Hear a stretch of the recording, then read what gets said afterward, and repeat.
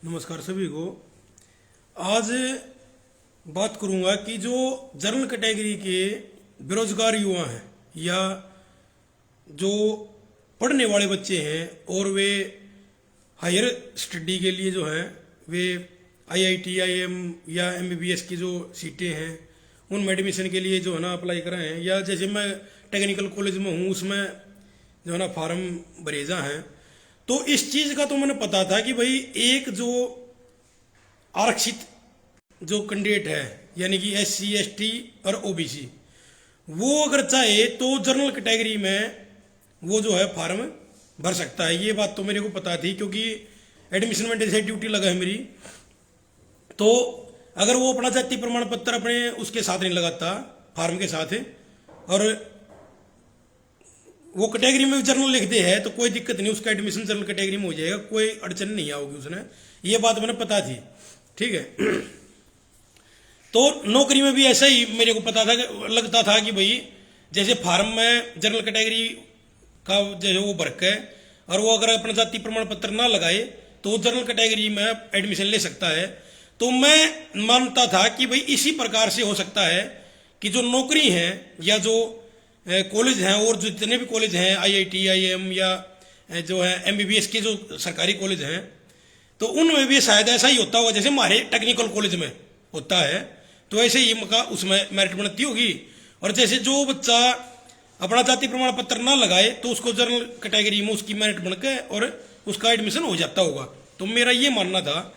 लेकिन भाई कमाल की मतलब मैं खुद हैरान हूँ क्योंकि भाई जैसा मैंने बताया पहले एयरफोर्स में था, मैं अब टेक्निकल कॉलेज में हूँ, टीचर लग रहा हूँ, मतलब ग्रेजुएट हूँ, पोस्ट ग्रेजुएट हूँ, यानी कि पढ़ा लिखा हूँ, ठीक है। और सामाजिक तौर पे भी मतलब काफ़ी जागरूक रहता हूँ, तकरीबन बातों को डीपली उनको अध्ययन करता हूँ सारी बातों का। लेकिन कल मैंने एक अलग नई बात पता चली जो मैं बड़ा हैरान हुआ उस बात को जान के कि हमारे टेक्निकल कॉलेज में अब कुछ लेक्चररों की जो है ना नियुक्ति हुई है जो बोर्ड से हुई है। तो उसमें जब वो लिस्ट पता चली, मैंने जब उसके बारे में पता चला, अध्ययन कराया, तो मैं जान कर हैरान होया कि उसमें जो है कुछ कैंडिडेट जो हैं ऐसे थे जिन्होंने एससी या एसटी या ओबीसी कैटेगरी में जो है उन्होंने फार्म अप्लाई कराया, ठीक है। जब बकायदा फार्म भरा उसमें जो है उसने एससी, ओबीसी या एसटी उन्हें अपनी कैटेगरी भरी, उसमें बकायदा जो है जाति प्रमाण पत्र जो है ना उसमें लगाया, ठीक है। यानी कि पूर्ण तरीके से उसने अपनी कैटेगरी वाइज वो पोस्ट भरी, ठीक है, ऑनलाइन। और उन्होंने टेस्ट जो दिया यानी कि जो ड्राफ्ट वगैरह भी लगाए वे भी उन्होंने जैसे जो उनके थे एससी, ओबीसी या एसटी के जो ड्राफ्ट थे, क्योंकि आपको पता है कि भाई जनरल कैटेगरी के जो ड्राफ्ट लगे हैं फार्म भरते वक्त वो ज़्यादा रुपये के लगे हैं और जो आरक्षित के लगे हैं वे कम रुपये के लगे हैं। तो उन्होंने जो ड्राफ्ट लगाए वे भी कम रुपये वाले लगाए। समझ गए मेरे ख्याल में कि भाई जो उन्होंने फार्म भरा वो पूर्ण तरीके से आरक्षित वर्ग का भरा, उनमें फीस वगैरह सब कुछ आरक्षित वर्ग वाली भरी। लेकिन जानकर मेरे को बड़ी हैरानी हुई, मतलब जब मेरे को पहली बार पता चला है तो जाहिर सी बात है जो नया युवा है या जो थोड़ा कम पढ़ा लिखा है उसको तो बेचारे को पता ही ना चला है, जब मेरे को कल पता चला है, ठीक है। तो मैं इस बात पर हैरान था, इसलिए मैंने यह वीडियो बनानी समझी उचित कि इस वीडियो के माध्यम से आप शेयर करके औरों को भी इस बारे में जागरूक करोगे कि उसने फार्म भरा आरक्षित वर्ग से, ठीक है। लेकिन जब उसकी टेस्ट की कट ऑफ बनाई गई तो उस कट ऑफ में वह जो कंबाइन कट ऑफ बनी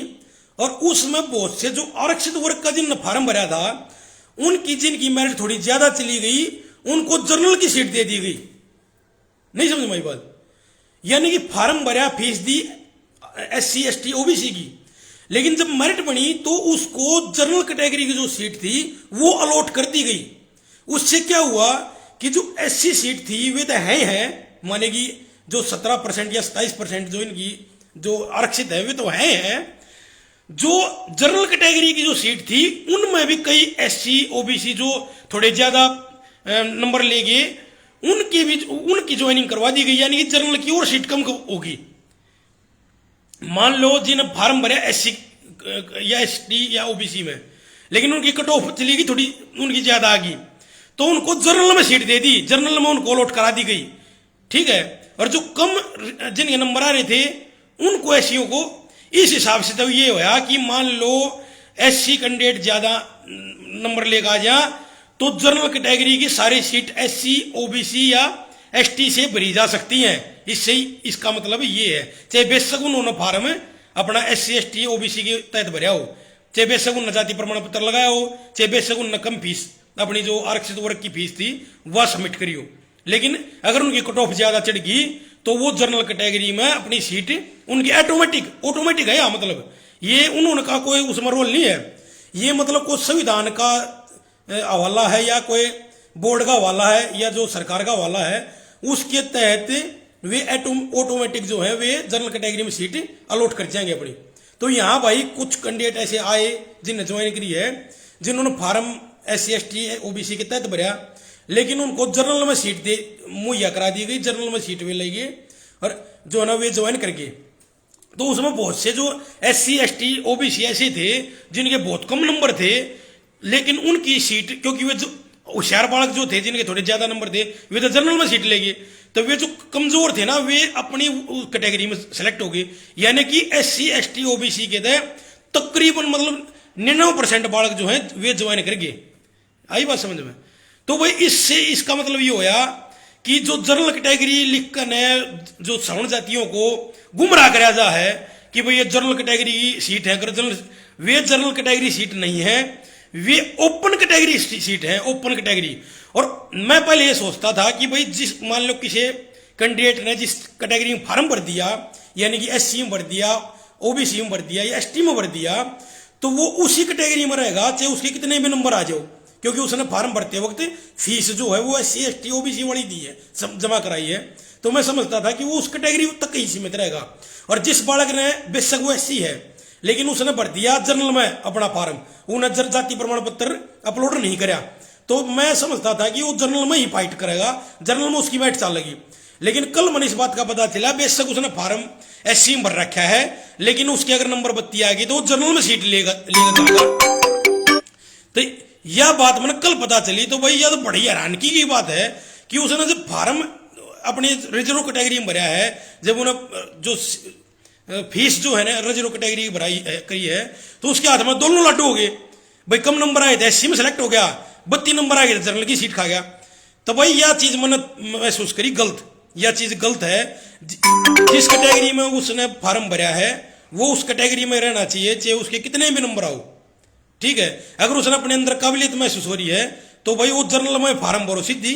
वो अपना जाति प्रमाण पत्र मत भरो, अपनी फीस जो है वो जनरल कैटेगरी वाली भरो। अगर एससी मेरिट ज्यादा चढ़ा तो चढ़ने दो, उन्हें एससी में रखो, नहीं उन्हें फार्म भरा एससी में और सीट मिल गई उन्हें जनरल की। यह चीज गलत मानी मैंने भाई व्यक्तिगत तौर पे, यह चीज गलत है। ये जो है इससे तो भाई खत्म हो गया, ये तो दोनों हाथा हो गया भाई। उन्हें जब अच्छा फिर वो जनरल में सीट भी ले गया, उन्हें ड्राफ्ट भी कम का लगाया और फिर वो ज्वाइन करने के बाद फिर एससी सर्टिफिकेट दिखा कर वो फिर एससी वाले बेनिफिट ले जाएगा, पदोन्नति ले जाएगा, आरक्षण का उड़े भी लाभ ले जाएगा। तो भाई यह चीज तो इसका मतलब ये तो मतलब अन्याय है भाई। देखो सीधी सीधी बात है, इवन मैं कोई ना 5000 साल तक शोषण कराया, फलाना कराया, ढमकड़ा कराया, तो भाई मैंने 5000 साल पहले आया था बेरा, मतलब 100 साल का भी नहीं बेरा मैंने तो ई बेरा जब तक पैदा हुआ हूँ, जब तक मैंने बेरा है। अगर भाई अल्पसंख्यक चाहे कोई भी है, ये मैं ब्राह्मण हूँ, सोनीपत जिले में हूँ, तब अल्पसंख्यक ब्राह्मण, तो भाई मेरे हिसाब से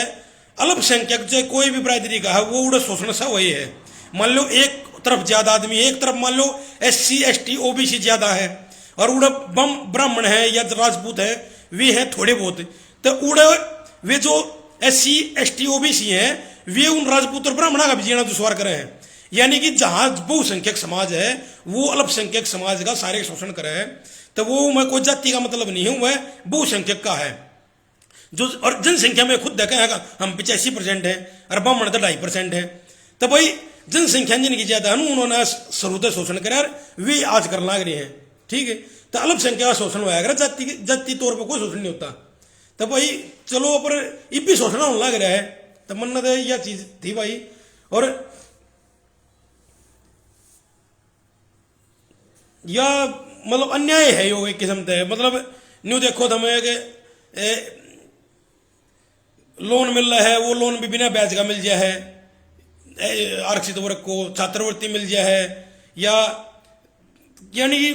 इतने डाल गए 100 गज का प्लाट भी मिल गया है भाई, राशन भी मिल गया है, चाहे वो कितना ब्योत है। तो भाई कितना न कितना मैं सोचता हुआ है ये चीज़ जो है ना गलत है। ये ब्राह्मणा का जमीन भी कौन है हरियाणा में, तो मान लो कति जमा पुअर्टी लाइन तभी तला जा लिए तब आप। और फिर एक बात और है, SC ST OBC ये चाहे राजपूतान है कुछ कह दो, कुछ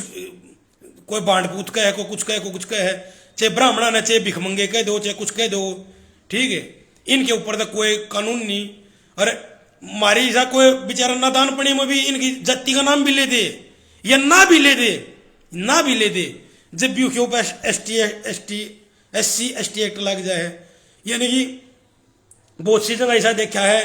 कि ब्याज पर रुपये दे दिए, पहले तो पाया में लौट गए, रुपये दे दे उन्हें बेचारे ने तरस खाकर रुपये दे दिए, फिर रुपये उल्टे मांगने लग गया तो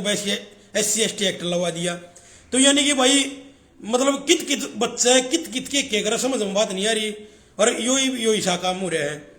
है। तो भाई मतलब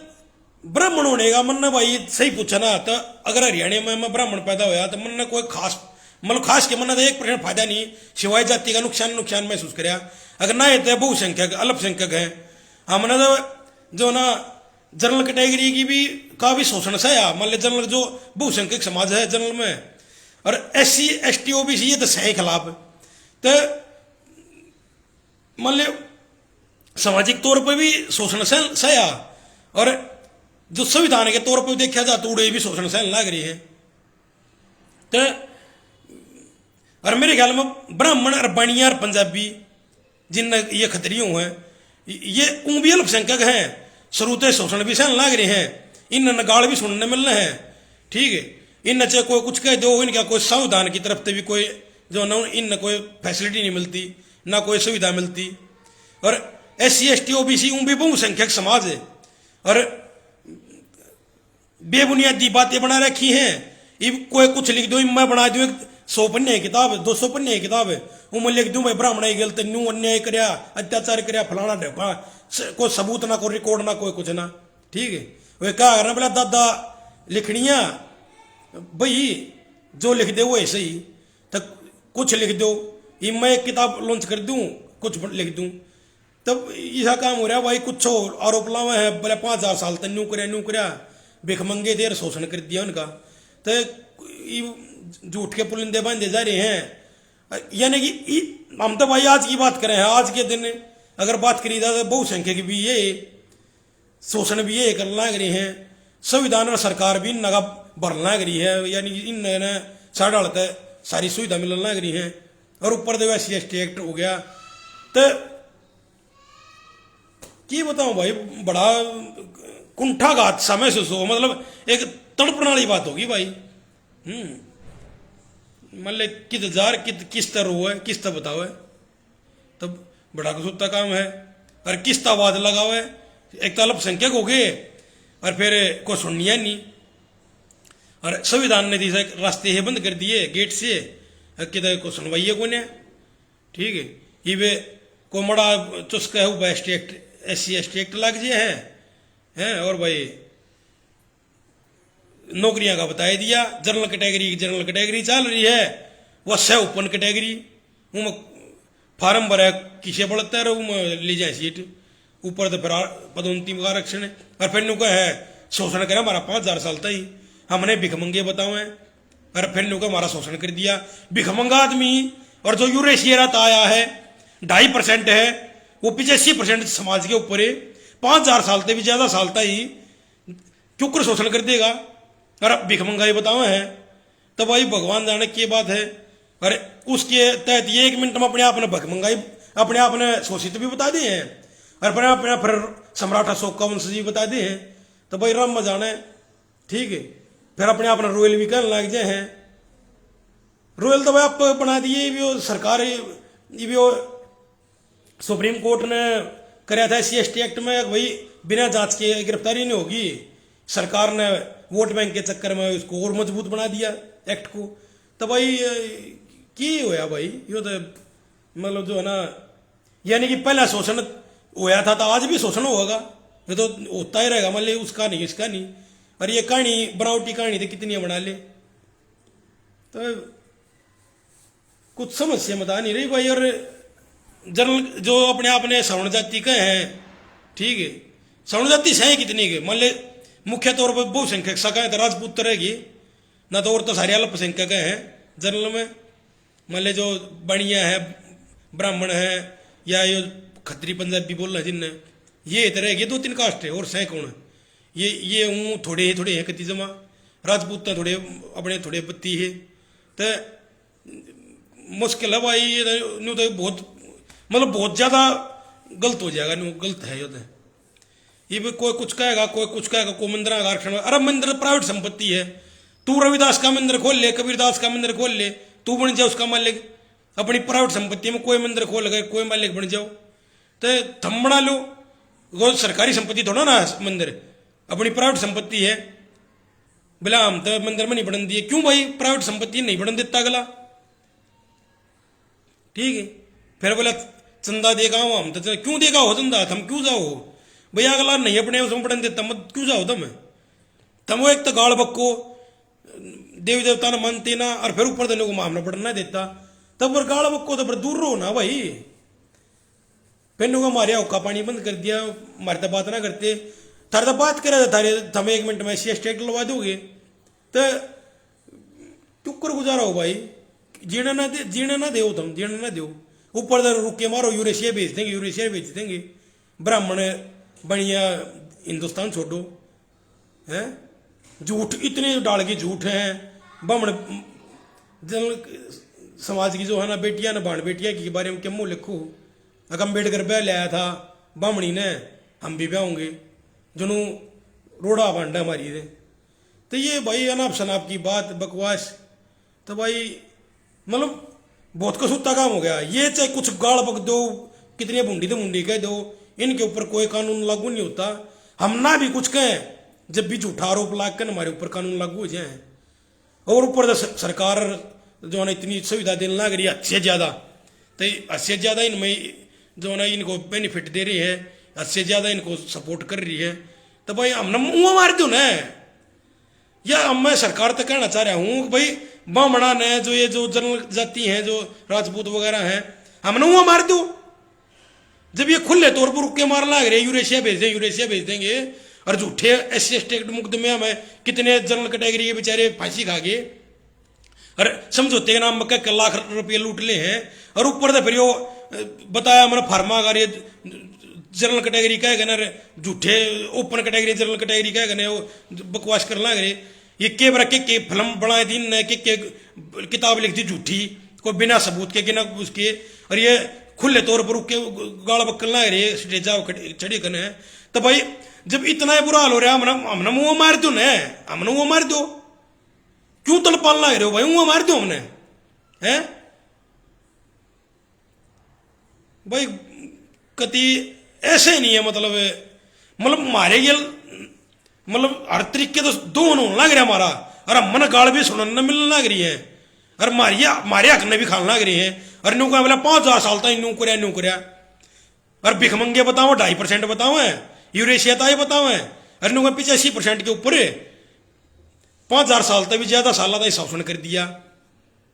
यूरेशिया तारे थे 2.5% थे, भिखमंगे थे, और 85% पे शोषण कर दिया 5000 साल तक भी ज्यादा साल तक, और उस चीज का आज बदला तारना लग रही है भाई। बेरा ना भाई की बात से कहते भिखमंगे उसके हैं क्या भाई, अत्याचारी उसके हैं, इस हाथ में भी लाडू है उस हाथ में लाडू है, 1 मिनट में ये शोषित भी हैं, 1 मिनट में ये सम्राट अशोक के वंशज भी हैं, 1 मिनट में 85% भी हैं,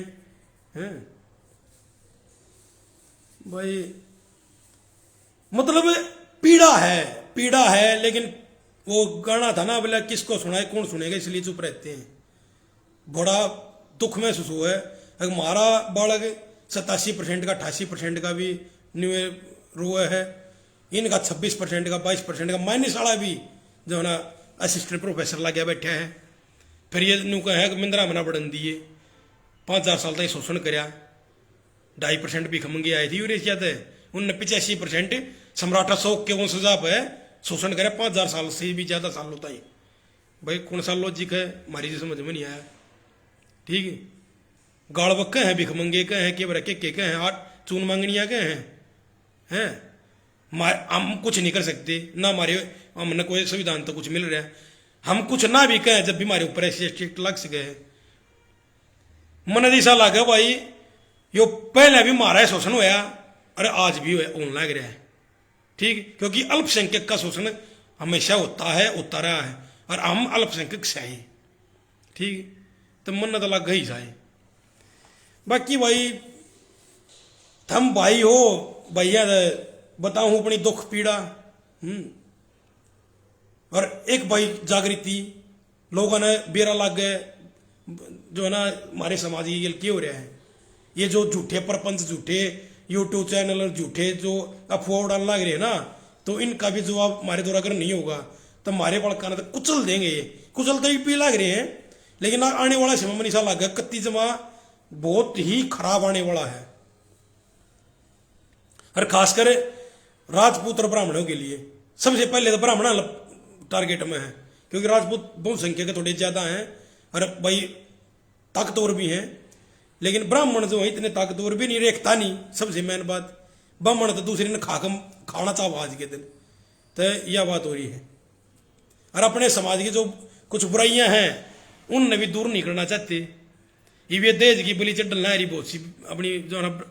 बेटी जो है लेकिन कोई सुधार नहीं भाई तो नाश्त देखो अगर एकता नहीं बनेगी जागृति नहीं आओगी अपने हक के बारे में आवाज नहीं उठाओगे राजपूत भैया के लिए अपना या जो अपनी जो जनरल जाति है स्वर्ण जाति जितनी उन्हीं के लिए एकता नहीं बनाओगे अपने हक की बात नहीं उठाओगे तब भाई जो है ना कुचले जाओगे और कुचलने लग रहे हैं अपने कितने होनहार बच्चे जो है ना सुसाइड कर रहे हैं झूठे इल्जाम की वजह से जो है ना मिर्जियाँ हैं आत्महत्या कर ले हैं या उन जो है ना समझौते के नाम पर कई लाख रुपये बेचारे डर के मारे देते हैं ठीक तो भाई यो काम बढ़ता जाएगा अगर जागृति नहीं आओगी एकता नहीं आओगी